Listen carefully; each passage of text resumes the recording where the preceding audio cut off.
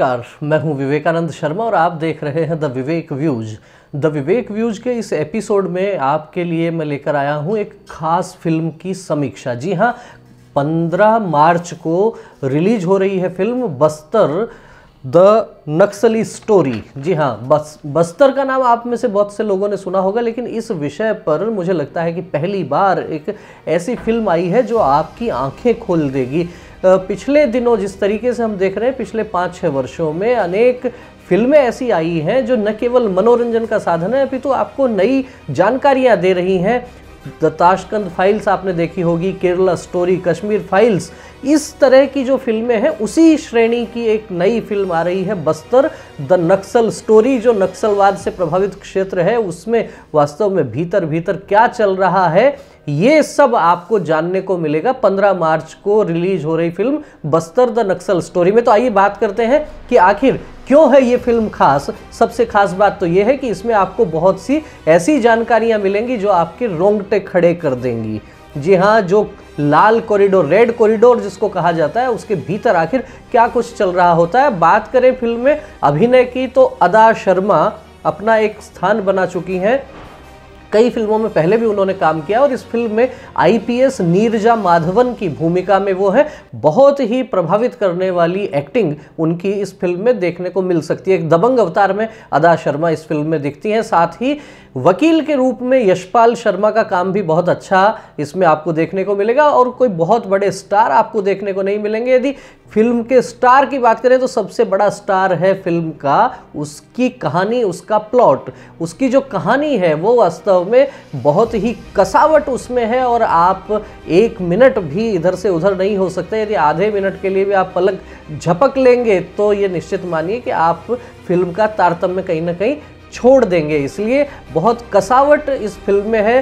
क्योंकि जिस तरह का विषय है इसलिए बहुत अधिक गानों की इस फिल्म में गुंजाइश नहीं थी, लेकिन एक गाना फिल्म में डाला गया है और वो भी इस प्रकार से डाला गया है कि दिल्ली की किसी एक विश्वविद्यालय में कुछ विद्यार्थी जश्न मनाते हैं उस समय जब हमारे देश के 76 सीआरपीएफ के जवान शहीद हो जाते हैं। उस समय एक गाना इस फिल्म में डाला गया है।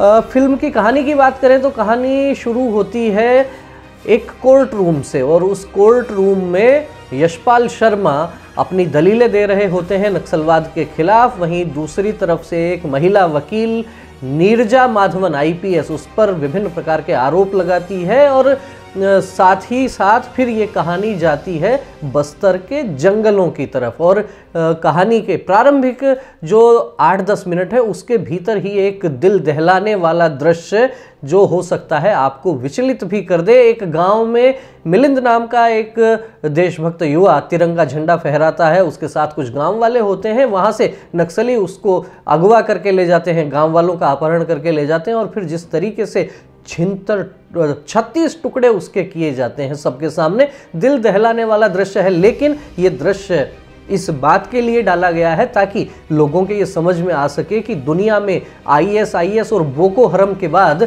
सबसे बड़ा कोई आतंकवादी संगठन है तो वो है नक्सलवाद। इस हत्या के बाद में फिल्म की कहानी और आगे बढ़ती है और आईपीएस नीरजा माधवन किस तरह से उस क्षेत्र में तो लड़ती ही है, लेकिन साथ ही साथ अर्बन नक्सल्स जो हैं उनके साथ भी एक अघोषित युद्ध चलता रहता है। अर्बन नक्सल का जो मैं यहाँ नाम ले रहा हूँ वो इसलिए ले रहा हूँ क्योंकि एक लड़ाई चल रही है बस्तर के जंगलों में और दूसरी लड़ाई चलती है दिल्ली में बैठे हुए कई सारे चैनल्स के माध्यम से, कई सारे तथाकथित पत्रकारों के माध्यम से, कई सारे राजनीतिक दलों के समर्थन के माध्यम से। तो ये एक जो नक्सलवादियों का जो समर्थन करने वाला जो नेक्सस बना हुआ है उसको अर्बन नक्सल कहा गया है। इस विषय पर विवेक अग्निहोत्री ने एक बहुत अच्छी पुस्तक भी लिखी है, उसको भी पढ़ा जाना चाहिए। अर्बन नक्सल्स किस तरीके से रात में भी कोर्ट खुलवा लेते हैं देशद्रोहियों के लिए, अर्बन नक्सल्स किस प्रकार से ऐसे लोगों की पैरवी करने को तैयार खड़े रहते हैं जो जघन्य अपराधी हैं और अपराध कितना भीषण है नक्सल प्रभावित क्षेत्रों में, इसका अंदाजा आप इस बात से लगा सकते हैं कि पाकिस्तान के साथ जो भारत के युद्ध हुए हैं अभी तक उन युद्धों में 8,738 जवान शहीद हुए हैं, लेकिन नक्सलवादियों ने देश के भीतर ही 15,000 से अधिक जवानों की हत्या कर दी है। जी हाँ, इतना ये खतरनाक विषय है जिसके बारे में सामान्य लोगों को जानकारी कम होगी। तो मेरा एक तो ये कहना है कि ये फिल्म आपकी आंखें खोल देगी। निश्चित रूप से फिल्म देखी जानी चाहिए। बहुत इंफॉर्मेटिव फिल्म है, बहुत जानकारियाँ अच्छी मिलती हैं। 2 घंटे 4 मिनट के आसपास की ये फिल्म है और 2 घंटे 4 मिनट के बीच में जो है आपको लगातार जिस तरीके से ये षड्यंत्र चलते रहते हैं और उन षड्यंत्रों से किस तरीके से आईपीएस नीरजा माधवन किस तरह से उनका मुकाबला करती है, राजनेताओं को भी किस तरीके से उसका सामना करना पड़ता है, किस तरीके से जो है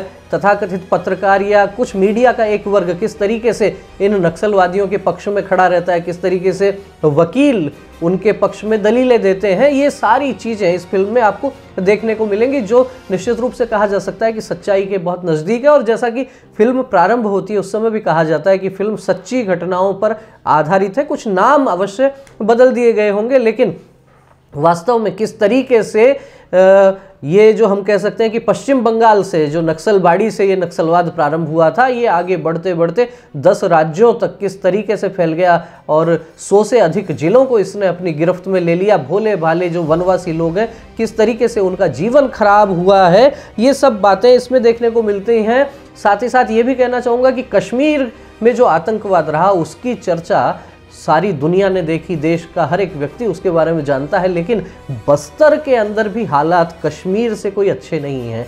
जो हालत कश्मीर में थी उससे कहीं ज़्यादा खराब हालत बस्तर और उसके आसपास के क्षेत्रों में देखने को मिलती है।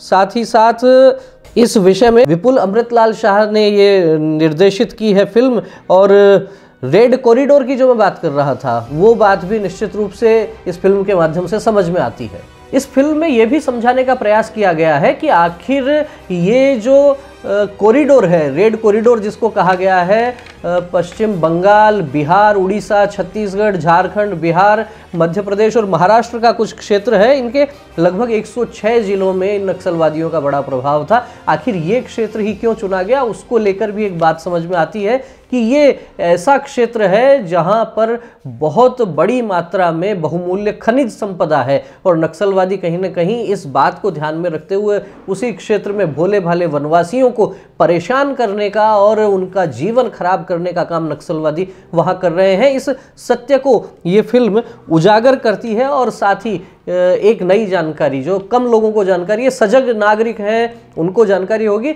इस नक्सलवाद का मुकाबला करने के लिए वहां सलवा जुडूम यानी कि शांति की यात्रा, सलवा जुडूम वहां प्रारंभ किया गया था।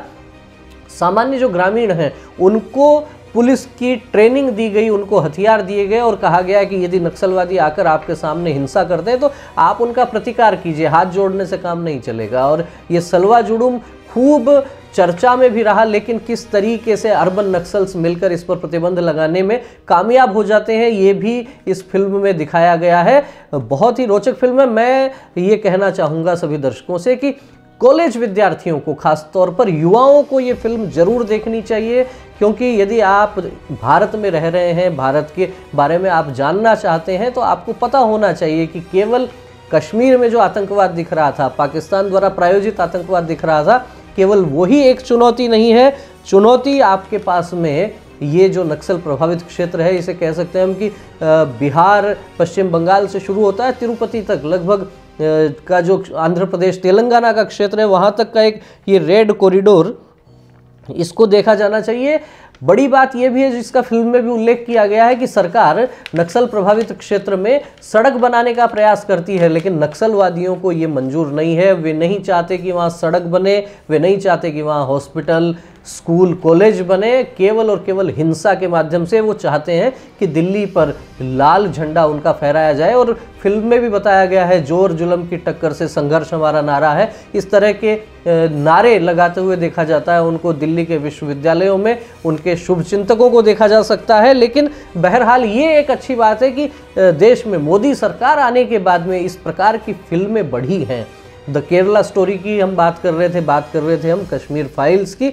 उसी श्रेणी में एक और बेहतरीन film Bastar the Naxal story, 15 मार्च से आप सिनेमा घरों में जाकर देख सकते हैं। और छोटी सी जानकारी ये और देना चाहूँगा, जो मेरे पास कुछ जानकारी आई कि एक समय देश के लगभग 106 जिलों में नक्सलवाद का प्रभाव था, लेकिन अब वो घटता घटता लगभग केवल 30 जिलों तक वो रह गया है।